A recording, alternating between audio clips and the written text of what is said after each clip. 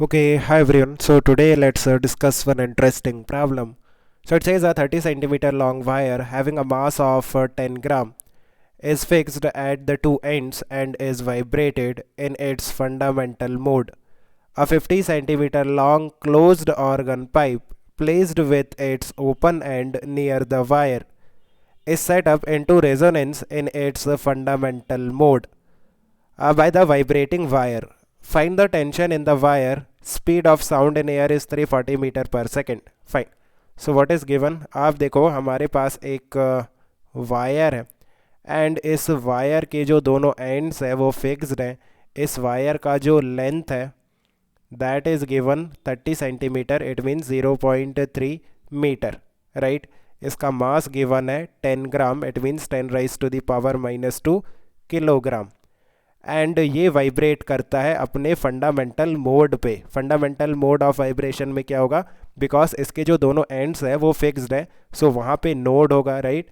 And fundamental mode of vibration के लिए आपके पास एक सिंगल लूप बनेगा, कुछ इस तरह से एक सिंगल लूप बनेगा. राइट.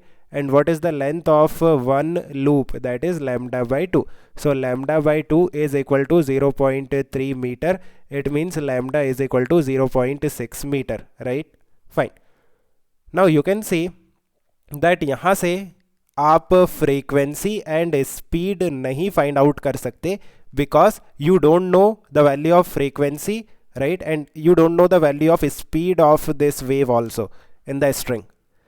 सो कैसे फाइंड आउट करेंगे. आप देखो हमें एक ऑर्गन पाइप दे रखा है, closed organ pipe. Closed organ pipe क्या होता है, इस पाइप का जो एक एंड है ना वो क्लोज्ड है और जो दूसरा एंड है वो ओपन है. राइट. नाउ इस ऑर्गन पाइप को हम इस वायर के नज़दीक रखते हैं सो दैट इसका जो ओपन वाला एंड है ना that is close to this wire. then what happens कि because of the vibration in this wire, इस ऑर्गन पाइप में जो एयर कॉलम है वो भी वाइब्रेट करता है अपने फंडामेंटल मोड में. नाउ इस ऑर्गन पाइप के अंदर जो एयर कॉलम है उसका फंडामेंटल मोड ऑफ वाइब्रेशन किस तरह से होगा. Let me draw pressure wave. Let's say हम प्रेशर वेव ड्रॉ करते हैं. आप चाहो तो डिस्प्लेसमेंट वेव भी ड्रॉ कर सकते हो. It's up to you. Right. Let's say displacement wave की बात करते हैं.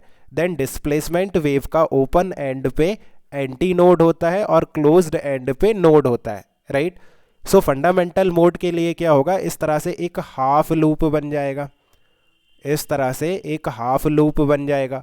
What is the length of half loop. Half loop का लेंथ होता है lambda by 4 and this lambda by 4 will be equal to the length of this organ pipe which is given 50 centimeter. so ये कितना आ जाएगा 0.5 metre. so यहाँ से wavelength आ जाएगा, आप देखो वेवलेंथ कितना आ जाएगा 2 मीटर. राइट. सिंपल.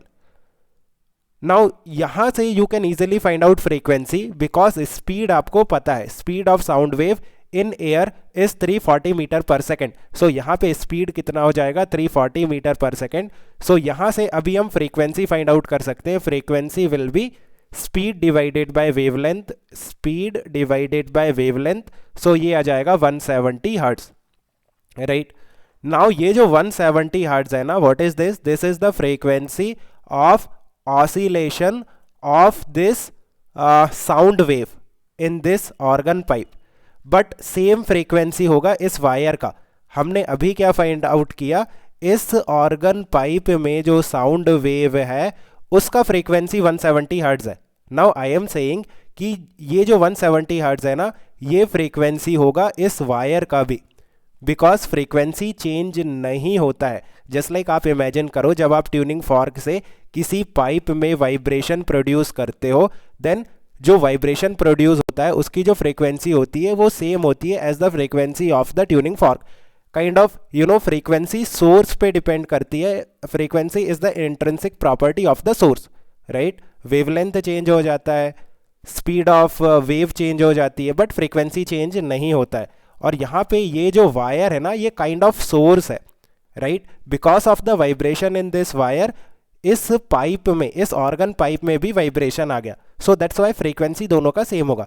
सो अभी देखो इस वायर का फ्रीक्वेंसी हमने फाइंड आउट कर लिया 170 हर्ट्ज और इसमें वेवलेंथ कितना था 0.6 मीटर। अभी आप स्पीड फाइंड आउट कर सकते हो वेव का in this wire, that will be frequency into wavelength. So ये कैलकुलेट कर लो कितना आएगा। ओके 4102 है ना, 102 मीटर पर सेकेंड। नाउ हमें स्पीड नहीं फाइंड आउट करना, हमें टेंशन फाइंड आउट करना है। सो आप देखो किसी भी वायर में राइट जो स्पीड होता है वेव का that is under root of tension divided by linear mass density, right. So tension will be v square into mu. Mu क्या है? Linear mass density.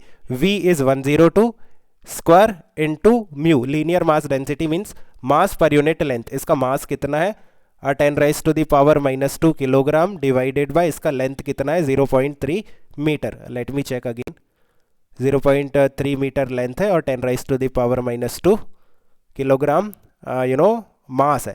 तो ये न्यूमेरिकल आंसर आप फाइंड आउट कर लेना। This is the value of tension in SI unit, that is newton. So I think you have understood. Let me know if you still have any confusion. Okay, guys, keep working hard. Best of luck. Bye.